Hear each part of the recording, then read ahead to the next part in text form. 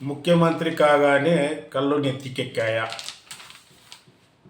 అక్క కొండ సురేఖక్క, ఇదేనా నీ పెంపకం? నీ కూతుర్ని పెంచే పెంపకం ఇదేనాక? ఇప్పుడు కొండ మురళి అంటే మాకు గౌరవం.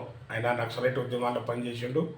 ఇలా పేద వర్గాలకు అండగా నిలబడి మాట్లాడుతుంటాడు. కానీ సరే, అది నీవు కూడా కొంత పేద వర్గాలకు, బడుగు బలైన వర్గాలకు న్యాయం చేసే ఆలోచన నీకున్నది.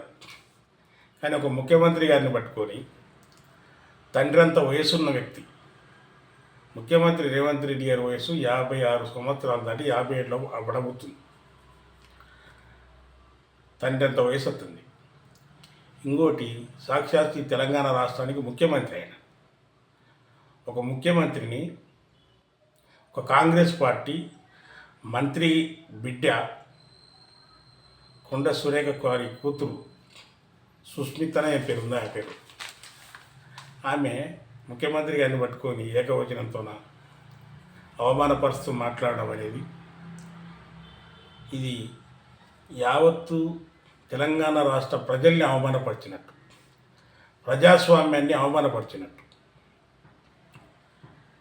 ఎమ్మెల్యే గారు అక్కడ ప్రకాష్ రెడ్డి గారు ఉంటే ఆయనను డైపరు వేసుకున్న మనిషి అని చెప్పేశారు. మరి అక్క, ఎవరన్నా ఆయన డైపర్ వేసుకుంటున్నప్పుడు నువ్వు చూసినావా అని చెప్పేసి అని ఎవరన్నా అంటే, ఈమెకి విలువ ఉందా?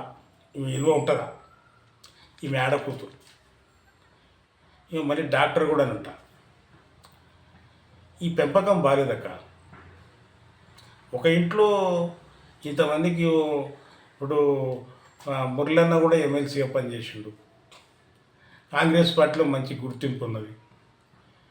మీరు కూడా ఎన్నోసార్లు మంత్రులుగా పనిచేసిండ్రు. ఇదేనా నేర్పించింది పిల్లలకు?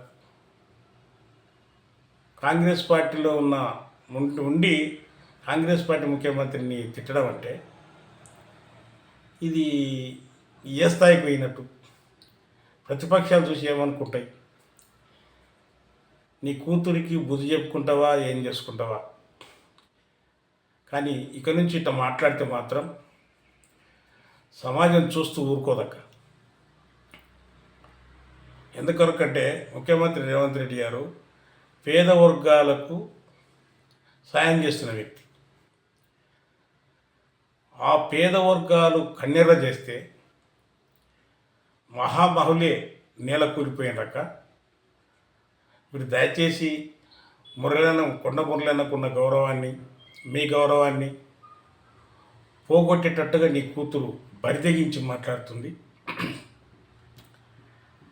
ఆమెను డాక్టర్ చేస్తుంది అంటారు కదా, డాక్టర్ వృత్తి చేసుకొని బతకమను, ప్రజలకు సేవ చేయమను. నీవు మంత్రిగా చేస్తున్నావు కదా, సరిపోదా? నీ కూతురు కూడా కావాలన్నా? నేను నిలబడతా ఇడా అని చెప్పేసి అని మాట్లాడుతుంది ఆమె. సరే, నిలబడవని ఎవరొద్దంటారు? టికెట్ కోసం ప్రయత్నం చేసుకోమను. అధిష్టానం టికెట్ ఇస్తే రేవంత్ రెడ్డి గారు వద్దంటారా? కానీ ఆ రకంగా మాట్లాడడం అనేది ఒక ఆడపిల్ల మంచిది కాదు. ఇంకోటి, కూతురు అంత వయసు ఉంది. రేవంత్ రెడ్డి గారి కూతురు వయసు ఆమె. ఆ రకంగా మాట్లాడితే పాపం ముఖ్యమంత్రి గారు తిరిగి అంటారా ఆమెను? అంటారా చెప్పండి? మీ విజ్ఞతకే వదిలేస్తారు ఆయన ముఖ్యమంత్రి గారు. ముఖ్యమంత్రి రేవంత్ రెడ్డి గారిని అంటే కన్న తండ్రిని అన్నట్టు. ఈ కన్న తండ్రి కొండ మురళన్న కూడా ఆమెకు ఏం మంచిగా బుద్ధులు చెప్పనట్టు అన్న, జర జాగ్రత్త. ఎందుకంటే ఆ జాగలో ఎవరున్నా సరే ఒక ముఖ్యమంత్రిని పట్టుకొని ఆ రకంగా మాట్లాడటం మాత్రం చూస్తూ ఊరుకోరన్న. ప్రజలు గుర్తుంచుకోండి. వెంటనే ముఖ్యమంత్రి గారికి క్షమాపణ చెప్పేయండి. ఆ అమ్మాయితోన క్షమాపణ చెప్పేయండి. అన్న మురళన్న, అక్క కొండ సురేఖక్క, మీ కూతురుతోన ముఖ్యమంత్రి గారికి క్షమాపణలు చెప్పేయండి.